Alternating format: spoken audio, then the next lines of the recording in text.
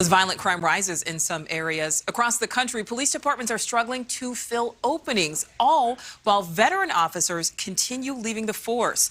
In New York City alone, nearly 1,500 officers have already retired this year, and cities like San Diego and Portland, Oregon, also facing hundreds of vacancies. NewsNation's Nancy Liu is live in Los Angeles. So, Nancy, what's driving this exodus, and how are departments working to reverse it? Well, there are bonuses and incentives, but still applications are way down. Los Angeles is among the other major police departments with hundreds of job openings. The recruitment struggle is real all across the country. In San Diego, what some are calling a department exodus. We need those officers on the street keeping peace. The president of the San Diego Police Officers Association says it's a shock to the system. 240 officers left the department last year, so the union says the current force of about 1,800 is short of the target of 2,100. According to department data, overall crime last year up by 13%. High priority calls like burglaries in progress, gunshots being fired, felony crimes in progress, violent crimes in progress. They're looking at a 34-minute response time for priority 1 calls, which means we're really not getting there in time to affect change. The Chicago Police Department is seeing a similar staffing challenge. CPD lost 900 officers last year, and a recent academy graduation added just 247 new ones.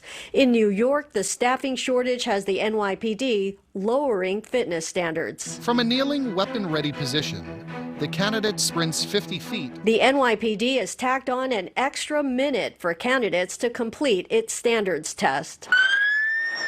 Many smaller departments are also stretched, such as Raleigh-Durham, North Carolina, which is seeing deadly gun violence almost daily.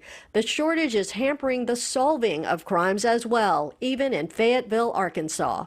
Detectives have a very large caseload, and when there's not enough people in that specific division, it makes it hard to investigate all those crimes.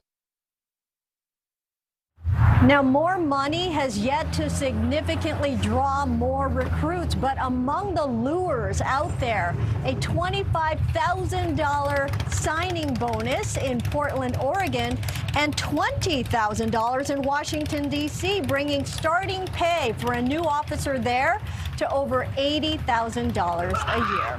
Nichole?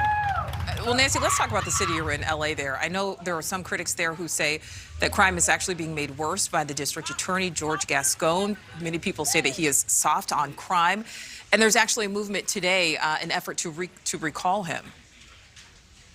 Yeah, major movement. Today is the deadline for the Recall George Gascon group to submit their petition signatures in L.A., and we have learned that it happened within the last hour to the L.A. County Registrar's office.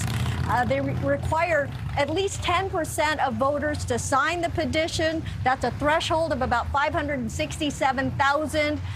Recall organizers are claiming they have about 700,000 signatures, and a lot came in after the recent killings of 2 El Monte police officers by a criminal who was out on probation. So if those signatures are verified, that will be on the ballot in November. You may recall in San Francisco, Chesa Boudin recalled just recently.